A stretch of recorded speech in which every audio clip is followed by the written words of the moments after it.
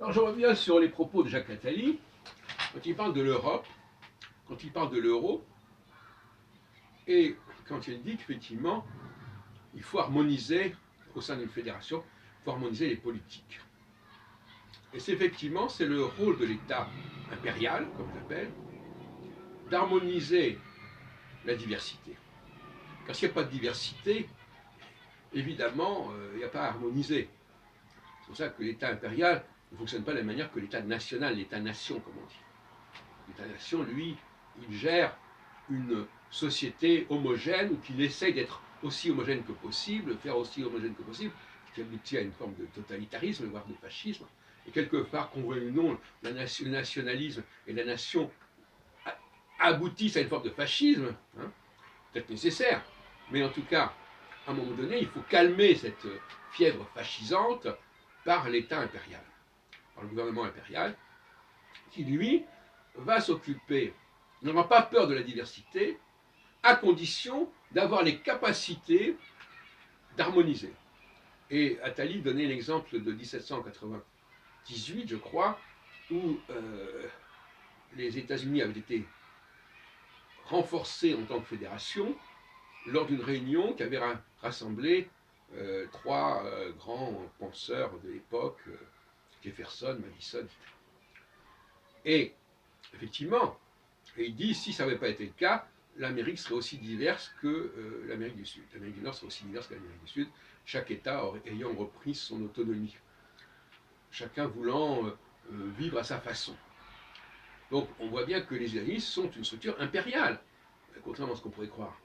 Comme les... Bon, la question est de savoir si on est capable de faire la même chose pour l'Union européenne, mais ce sont des problématiques impériales.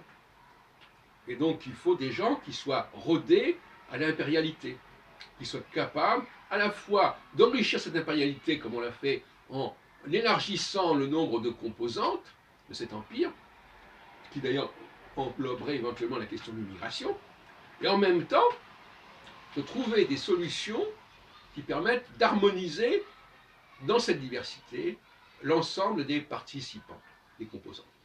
C'est ça l'enjeu qui est à jouer. Et donc, par conséquent, la notion d'État impérial est fondamentale. Aujourd'hui, les gens pensent plus facilement en termes d'État-nation qu'en termes d'État-empire, même s'il y a l'Union européenne, en tout cas on est partagé entre les deux. Eh bien, je prédis que la notion d'empire va être le modèle politique par excellence des prochaines années, à savoir l'intégration de la diversité. Il ne faut pas l'idée même d'avoir peur de la diversité, d'avoir peur de la diversité des religions, de la diversité des races, etc., c'est une aberration. Cela dit, ça ne veut pas dire que tout le monde doit être en même temps les uns sur les autres. L'empire doit être suffisamment large pour accueillir ou pour laisser en place des structures complètement différentes, des entités complètement différentes, quitte à ce qu'elles soient représentées et respectées et traitées par l'État. Ce qui est d'ailleurs la revendication des Gilets jaunes. Il y a une nécessité de bien recenser. La notion de recensement pour moi est fondamentale. Elle est fondamentale au niveau individuel, au niveau des ressources humaines, elle est fondamentale au niveau des États, et non seulement des États, mais au niveau des différentes entités. Entités locales, géographiques, entités religieuses, mais aussi entités sociales. Les Gilets jaunes correspondent à une catégorie sociale particulière qui doit être représentée et qu'on doit traiter spécialement, au sein d'un ensemble, bien entendu, global. Ce qu'ils veulent, eux, c'est ce qu'ils sont en train de nous expliquer, c'est que eux aussi, ils veulent exister en tant que catégorie particulière.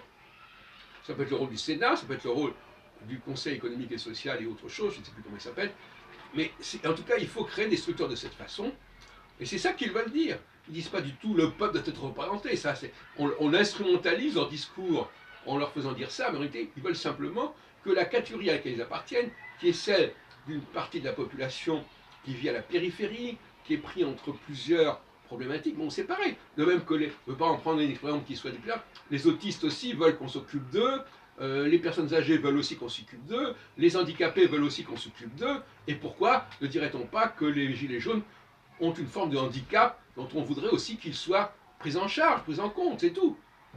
On ne peut pas, la politique comme ça, systématique, systémique, où tout le monde doit être traité de la même manière, c'est ça le problème. Eux, ils ne revendiquent, c'est pas l'égalité qu'ils revendiquent.